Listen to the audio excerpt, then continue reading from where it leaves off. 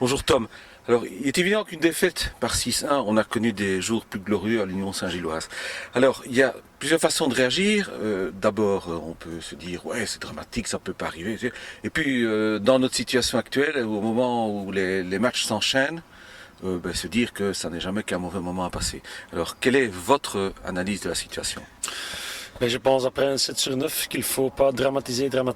Je veux dire, évidemment, c'est pas bon. On prend une vraie raclée là-bas, 6-1.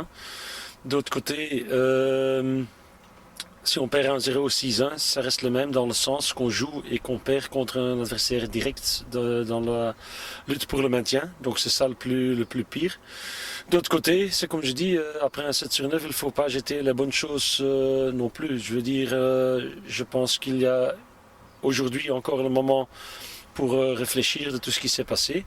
Et une fois 6h15, quand l'entraînement commence, il faut oublier et tourner cette page et préparer sur chaque domaine le match de tournée. C'est ça, justement, ce match, on est déjà fort proche. Alors on savait qu'on jouerait dimanche à Ath sans nos deux backs habituels. Qu'est-ce qu'on récupère et comment prépare-t-on le match contre Tournai? Qu'est-ce qu'on récupère? Normalement, Steven Godfrey il rentre demain après ces deux matchs avec Rwanda. Pour le reste, il faut voir comment ça va.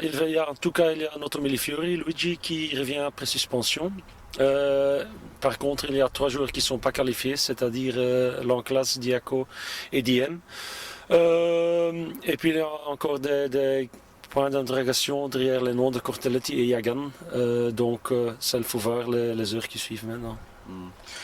Les circonstances de ce championnat sont quand même assez particulières, avec tous ces matchs qui ont été remis, le calendrier qui a été complètement chamboulé précisément grâce à Tournai. C'est quand même pas facile à gérer tout ça. Non, le plus facile pour gérer, c'est dire il faut essayer de gagner chaque match. Et si on a déjà joué 29 ou 32 ou 23 matchs, il y a une seule vérité, c'est essayer de prendre la victoire. Surtout maintenant, on arrive près de la fin du championnat. Donc il est clair dans la situation où on est, il ne faut pas regarder de trop les autres équipes. Il faut se focaliser sur nous-mêmes. Et sur nous-mêmes, ça veut dire qu'il faut faire tout pour prendre les 3 points le mercredi. Après la défaite d'hier et la lourde défaite d'hier, je pense que en groupe, et je veux dire staff et joueurs doivent réagir avec l'essai de prendre les 3 points le mercredi. Merci Tom. Voilà.